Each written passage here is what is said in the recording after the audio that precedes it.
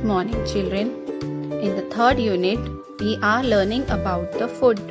In the previous classes, we already learned how plants make their food and how deficiency diseases affect the body and how animals search their food.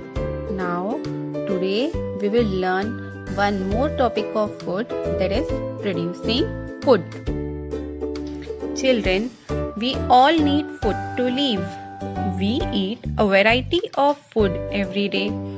Have you ever thought where this food is grown? Yes, food is grown in the fields. Farmers grow food for us. Let us know about the process of growing a crop.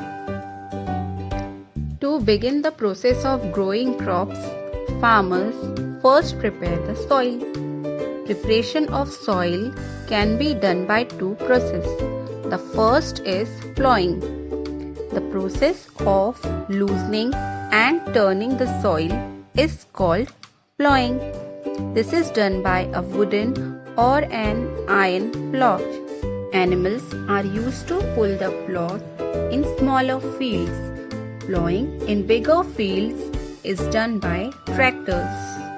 The advantages of plowing are it loosens and aerates the soil so that the roots are able to penetrate deeper and breathe.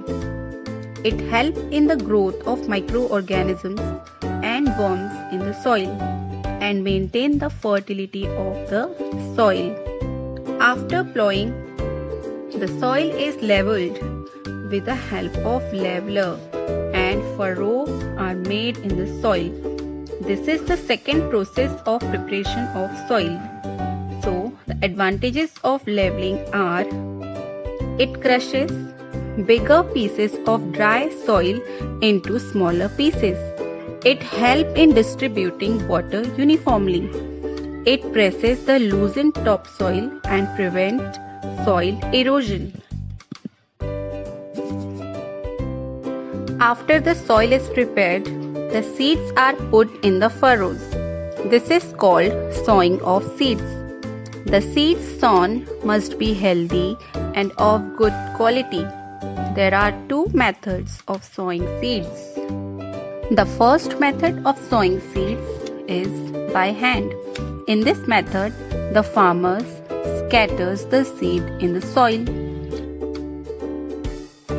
The disadvantages of this method are seeds fall in clusters at just one place. The second is seeds do not reach into the right depth and birds can pick them up.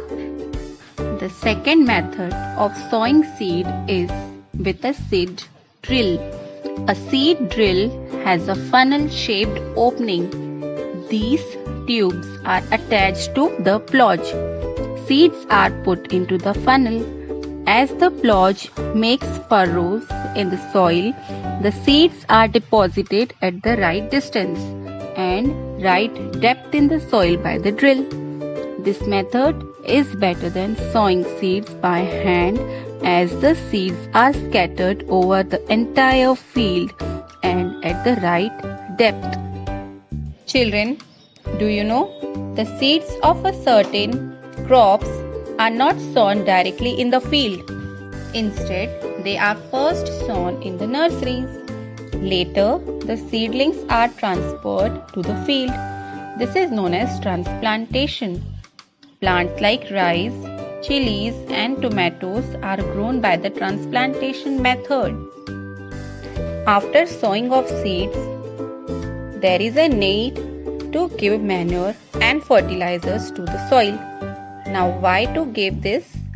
Let's see. Plants use the nutrients present in the soil for their growth. So, the soil becomes poor in nutrients. Farmers add manure and fertilizers to make the soil rich in minerals. Manure is made from dung of farm animals. Fertilizers are human-made chemical compounds. They are rich in minerals. After adding manure and fertilizers to the soil, The next process is to irrigate the field. There are three ways to irrigate the field: furrow irrigation, flood irrigation, and sprinkler irrigation. In furrow irrigation, the fields are made into a number of ridges and furrows. Crops are raised in the ridges and irrigation is carried out in the furrows. The next one is flood irrigation. In the flood irrigation, water from a canal is allowed to flow into a field. This water slowly spreads over the fields depending upon the slope of the land. This method is used only in places where a lot of water is available. In sprinkler irrigation, water is sprayed on standing crops in the form of artificial rain. This method is used where flood irrigation or furrow irrigation is not possible. It is one of the modern methods of irrigation. These are the 4 methods of growing the crops, that is, preparation of soil, sowing of seeds, use of manure and fertilizers, and irrigation. In the next video, we will learn the other methods also.